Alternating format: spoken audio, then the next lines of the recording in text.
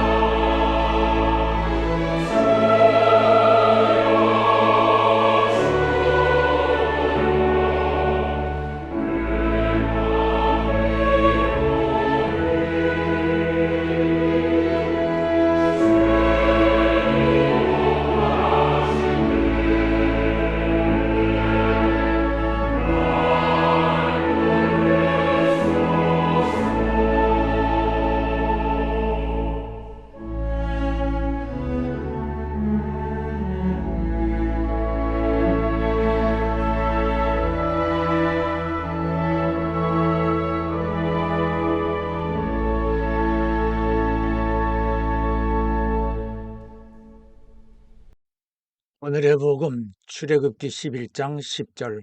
모세와 아론이 이 모든 기사를 바로 앞에서 행하였으나 여호와께서 바로의 마음을 강팍해 하셨으므로 그가 이스라엘 자손을 그 나라에서 보내지 아니하였더라.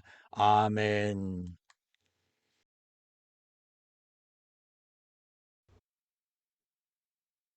뻔뻔함과 위선. 무언가 크게 잘못을 저질렀음에도 그것을 부인하거나 숨기고 오히려 다른 사람에게 책임을 전가하려는 사람을 볼 때 우리는 참으로 뻔뻔한 사람이라고 말합니다. 그의 허물에 대하여 다 알고 있음에도 이런 사람들은 거의 안 그런 척 하는데 그런 모습을 우리는 위선이라 합니다. 뻔뻔한 사람은 위선적이기도 하고 반대로 위선적인 사람은 역시 뻔뻔합니다. 최근에 우리나라는 대장동 사건에서 이미 많은 범법 혐의가 드러나고 있음에도 이재명은 모르쇠로 일관하거나 수하 사람들에게 전가하고 있어 그의 뻔뻔함을 보는 우리는 기가 차 혀를 찰 수밖에 없을 지경입니다. 뻔뻔함이란 철면피라는 말도 되는데 이 말은 얼굴이 두꺼움을 뜻하기도 하고 고집이 센 사람의 얼굴이라고도 하겠지요. 고집이 센 사람을 완고하거나 완악 또는 강팍한 사람이라 일컫기도 합니다.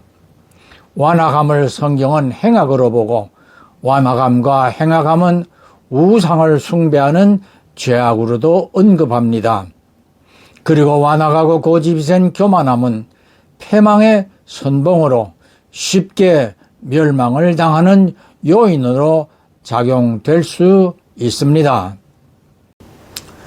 오늘 본문은 모세가 하나님의 명을 받고 이집트 왕 파라오 앞에 나아가 이스라엘 백성들을 해방시키라 하였으나 파라오는 어이없어하며 오히려 조롱하고 비웃고 이스라엘 백성들의 노역을 더 힘들게 합니다. 이 까닭을 하나님께서 파라오의 마음을 강팍게 하였기 때문이라고 하였습니다. 때로는 하나님이 사람의 마음을 강팍하게 하시어 하나님의 계획을 이루시는 데 이용하십니다. 파라오의 마음을 완악하게 하시어 모세의 말을 듣지 않고 계속하여 이스라엘 백성을 괴롭게 하고 이 때문에 백성들은 하나님께 부르짖게 됩니다.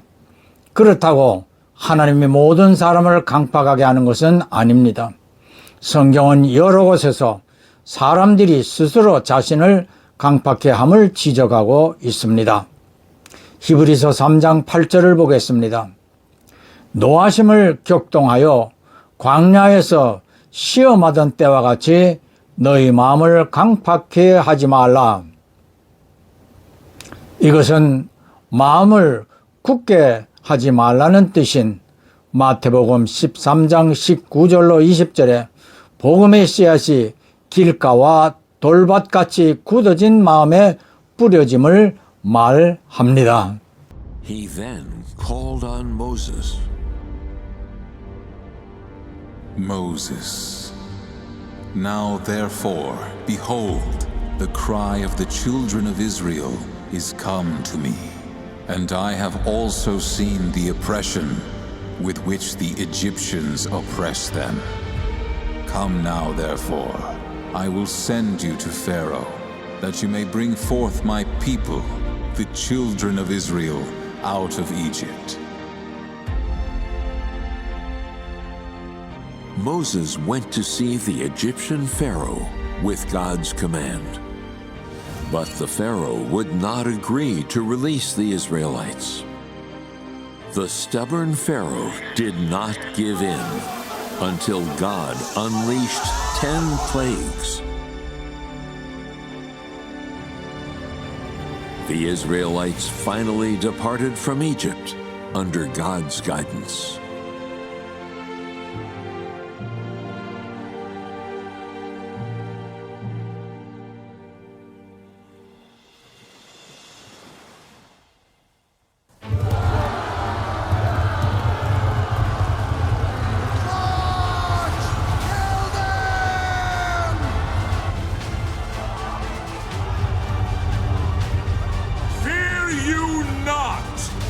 Stand still and see the salvation of Jehovah!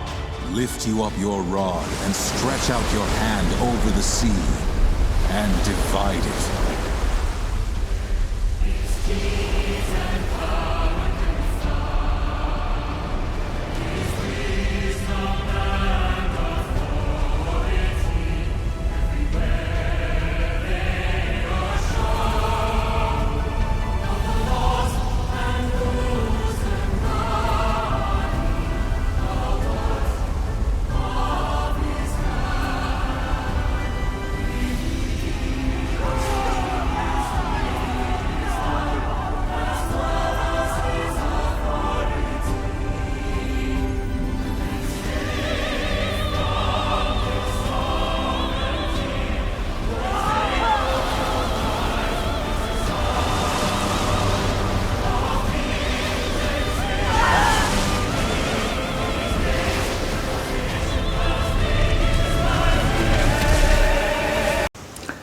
교만은 패망의 선봉이라는 말씀처럼 파라오는 자신의 완악함 때문에 이집트 전역에 하나님의 재앙으로 쑥대밭이 되어버렸지만 이에 아랑곳하지 않고 해방시켜준 이스라엘을 뒤따라 추격하고 홍해에 가로막혀 멈춰있는 이스라엘 백성들을 발견하여 저들을 모두 죽이라고 명령하였습니다. 세월호 사고에 이어 이태원 할로윈 참사를 두고 또 윤석열 대통령에게 책임을 지우려는 더불당과 이재명을 보면서 참으로 뻔뻔한 자들이라 여겼습니다. 어떻게 하든지 대장동 늪에서 헤쳐나오려는 꼼수로 박근혜 대통령처럼 윤 대통령을 끌어내리려는 촛불 집회를 독려하느라 민노총과 야합하였습니다. 그러나 저들의 갈 길은 분명하게 알 수 있듯이 자멸하는 끝으로 가는 파라오의 결과일 것입니다. 최근에는 민노총이 북한 지령을 받고 간첩 조직과 연계된 일이 적발되었고 교계에서는 몇몇의 목사들도 간첩 혐의로 검거되었습니다.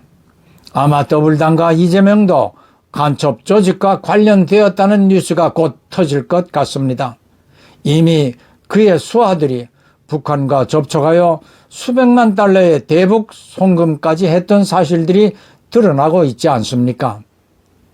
앞에서도 언급한 것처럼 파라오의 마음을 강팍하게 하여 이스라엘 백성을 학대하는 악한 일에 사용하심으로 그의 악행을 통하여 하나님께서 영광을 받으실 뿐 아니라 그러한 일로 파라오 같은 악인들이 하나님을 알게 되도록 하시는 것입니다.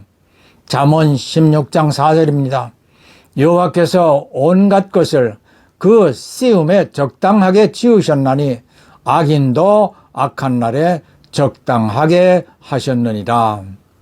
이집트의 왕을 악한 대로 사용하시어 이스라엘을 구원하신 것과 같이 악인은 실상 의인을 위하여 준비해 놓은 가시 같은 존재라 하겠습니다. 악인의 악행을 보면서 하나님 앞에 더 겸손하여지거나 악인의 소행을 보면서 자신의 삶을 돌아보게 되는 것이지요. 그러나 악인은 그러한 사실을 모른 채 하나님으로부터 악인의 역할을 받고 악행을 한다고 보면 되겠습니다. 자신이 과거에 남을 비난할 때 했던 언행을 손바닥 뒤집듯이 잊은 채 자신의 잘못된 현재의 언행에는 한치의 반성이나 죄책감조차 갖지 않는 문재인이나 이재명을 보면서 상식을 가진 애국 국민들은 말하기를 문재인의 적은 문재인이고 이재명의 적은 이재명이라고도 합니다. Jehovah said, Because the cry of Sodom and Gomorrah is great, and because their sin is very grievous, I will go down now and see whether they have done all. the cities of Sodom and Gomorrah were full of evil, licentiousness, rampant with murder, and indulgence in extravagant pleasures. They reached the point of clamoring against God, of fighting against Him, and raging His disposition. Where are the men which came into you this night? Bring them out to us, that we may know them.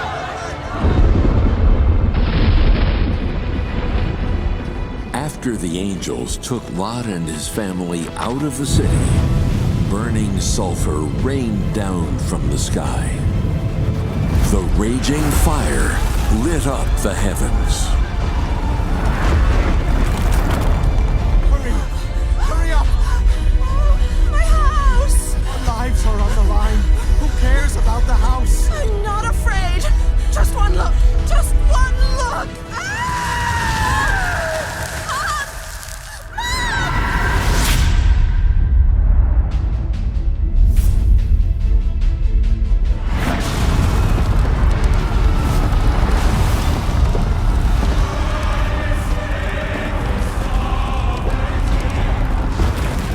Sodom, Gomorrah, and all their residents were reduced to ashes, disappearing into the wrath of God.